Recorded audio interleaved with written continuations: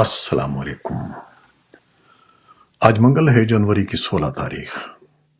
Voice of America Washington کی Urdu service سے میں ہوں خالد حمید، خبروں کے ایک بلیٹن کے ساتھ۔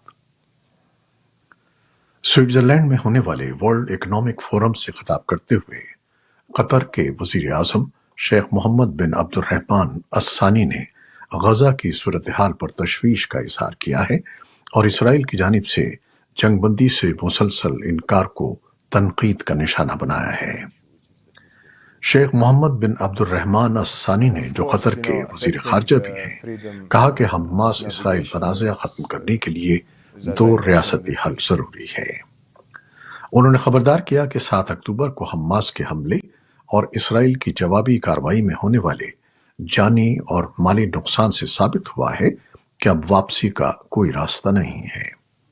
ان کے بقول غزہ تباہ ہو چکا ہے اور ہر جگہ کارپیٹ بمبنگ ہو رہی ہے۔ انہوں نے مغربی کنارے میں جاری کشیدگی پر تشویش اور خدشے کا اظہار کیا کہ بحیرہ احمر میں اتحادی ملکوں کے حملے حوثی باغیوں کو لگام ڈالنے میں کامیاب نہیں ہو سکیں گے، بلکہ اس سے کشیدگی بڑھ سکتی ہے۔ اسرائیل نے کہا ہے کہ منگل کو غزہ کی جانب سے جنوبی اسرائیل کی طرف 15 راکٹ داغے گئے ہیں، جس سے ایک اسٹور کو نقصان پہنچا ہے۔ اسرائیلی میڈیا کے مطابق یہ گزشتہ ایک ہفتے میں ہونے والا شدید ترین راکٹ حملہ ہے۔ اسرائیلی چینل 12 کو ٹی وی نے بتایا کہ راکٹ غزہ کے وسطی قصبے بوریٹ سے داغے گئے ہیں۔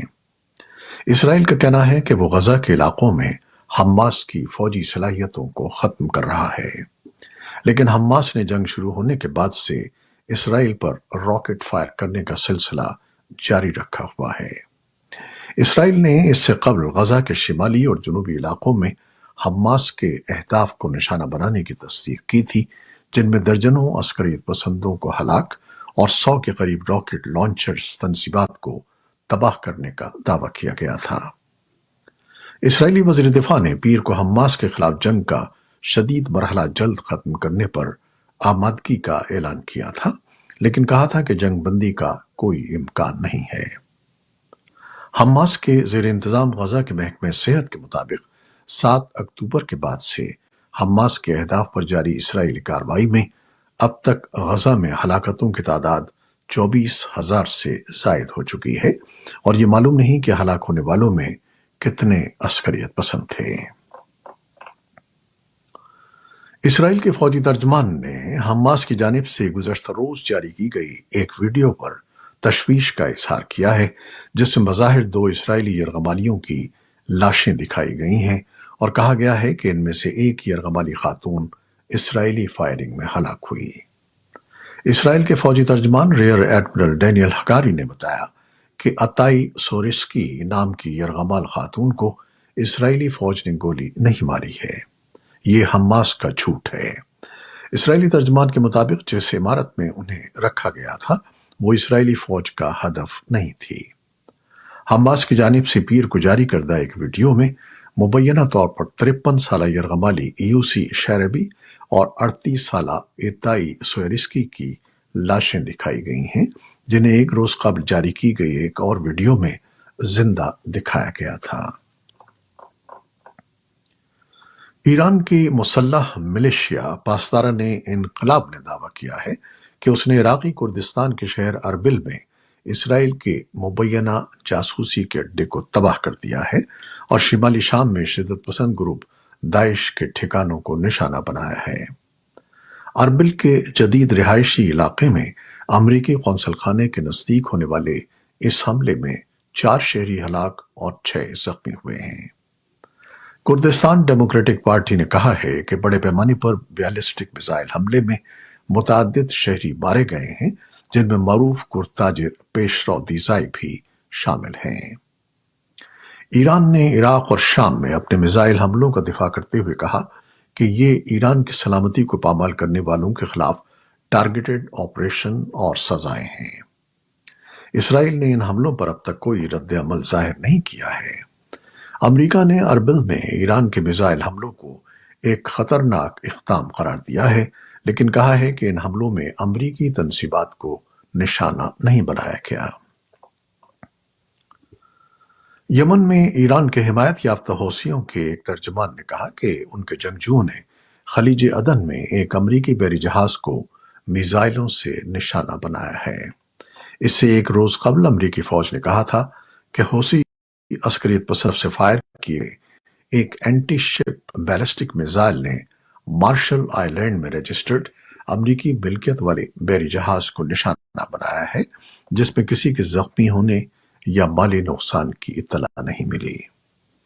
हौसी फौज के तर्जमान याहिया सारी ने कहा कि यमन के खिलाफ जारहियत में हिस्सा लेने वाले तमाम अमरीकी और बरतानवी बहरी जहाज और जंगी जहाज हौसी बागियों का हदफ होंगे। स्विट्जरलैंड ने यूक्रेन के सदर वोलोदिमीर ज़ेलेंस्की की दरखास्त पर एक आलमी अमन सरबराही इजलास बुलाने का ऐलान किया है। स्विस सदर वाइला अहमद के साथ बर्न में एक प्रेस कॉन्फ्रेंस में ज़ेलेंस्की ने रूस के इत्तेहादी चीन पर जोर दिया कि वो रूस के साथ यूक्रेन का तनाज़ा हल करवाने में मदद करे। ज़ेलेंस्की ने कहा कि हम अपनी खुद मुख्तारी और इलाकाई सालमियत का एहतराम करने वाले तमाम मुल्कों को इस इजलास में मदऊ करते हैं। रूस ने, जो इस हफ्ते स्विट्जरलैंड के शहर डेवॉस में होने वाले वर्ल्ड इकोनॉमिक फोरम इजलास में शरीक नहीं हुआ था, यूक्रेन की अमन तजवीज़ पर गौर करने से इनकार कर दिया है।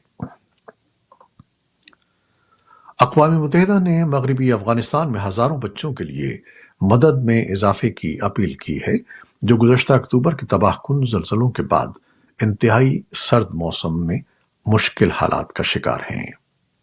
तालिबान की हुकूमत और इमदादी इदारों का अंदाजा है कि अफगानिस्तान में गुज़श्ता अक्टूबर के ज़लज़ले में 1000 से ज्यादा अफराद हलाक हुए हैं, जिनमें अक्सरियत औरतों और बच्चों की थी, जबकि 21,000 मकानात तबाह हुए और बेशुमार खानदान अपने माश के जराए, माल मवेशियों और फसलों से महरूम हो गए।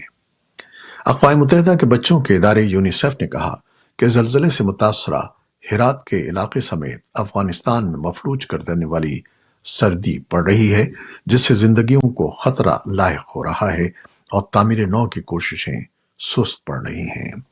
यूनिसेफ को फिक्र है कि अगर वो मुतासरा 96,000 बच्चों को दरकार सहूलियात फराहम न कर सकी तो उनकी जिंदगियों को खतरा लायक हो सकता है।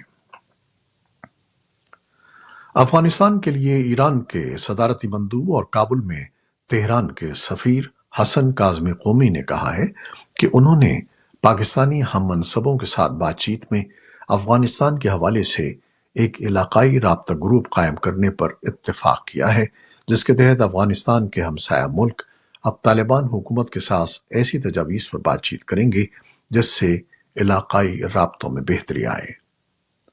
Voice of America one service के मुताबिक उन्होंने पाकिस्तानी हुक्काम को बताया कि खित्ते में अमन व इस्तेहकाम का बराह रास्त ताल्लुक अफगानिस्तान में अमन व इस्तेहकाम से है।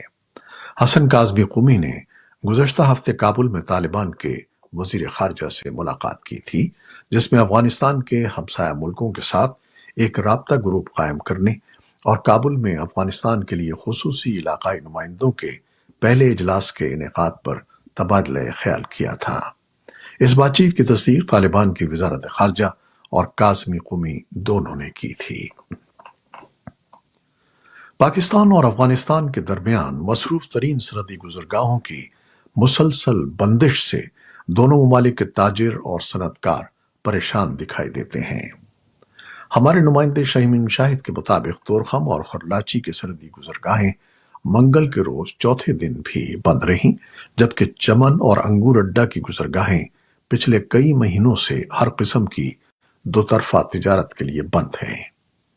पाकिस्तान और अफगानिस्तान चैम्बर ऑफ कॉमर्स के पाकिस्तानी ओहदेदारों के एक वफ्द ने मंगल को खैबर पख्तूनख्वा के वज़ीर मुलाकात की और उनसे दरखास्त की कि वो तोरखम और सरहदी गुज़रगाहों को खोलने में अपना किरदार अदा करें। मुश्तरका तंजीम के अफगानिस्तान से ताल्लुक रखने वाले ओहदेदारों ने दो तरफा तिजारत के ताअत्तुल को दोनों हमसाया ममालिक के लिए नुकसानदेह करार दिया।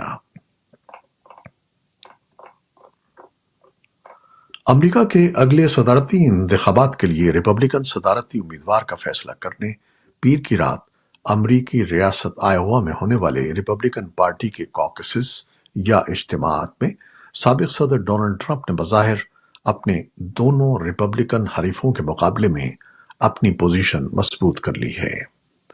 इस इंतखाबी मरहले में हिस्सा लेने के लिए रिपब्लिकन पार्टी के वोटर शदीद सर्द मौसम के बावजूद रियासत आयोवा के सैकड़ों स्कूलों, गिरजाघरों और कम्युनिटी मराकज में इकट्ठे हुए। इस मरहले में ट्रंप ने 51%, फ्लोरिडा के गवर्नर डी सेंटिस ने 21% और अक़वाम मुत्तहिदा में अमेरिका की साबिक सफीर निकी हेली ने 19% वोट हासिल किए, जबकि भारतीय नजात वोविक रामस्वामी ने 8% से कम वोट हासिल करने के बाद सदारती दौड़ खत्म करने का ऐलान किया। डोनाल्ड ट्रंप ने अपनी कामयाबी के ऐलान की तकरीर में इत्तेहाद का पैगाम दिया। रिपब्लिकन उम्मीदवारों के दरमियान अगला मुकाबला 23 जनवरी को रियासत न्यू हैम्पशायर में होगा, जबकि सदारती उम्मीदवार का बाज़ाब्ता ऐलान जुलाई में पार्टी कन्वेंशन के दौरान किया जाएगा। ये थी वो खबरें जो फेसबुक लाइव पर हमने आपके लिए पेश की।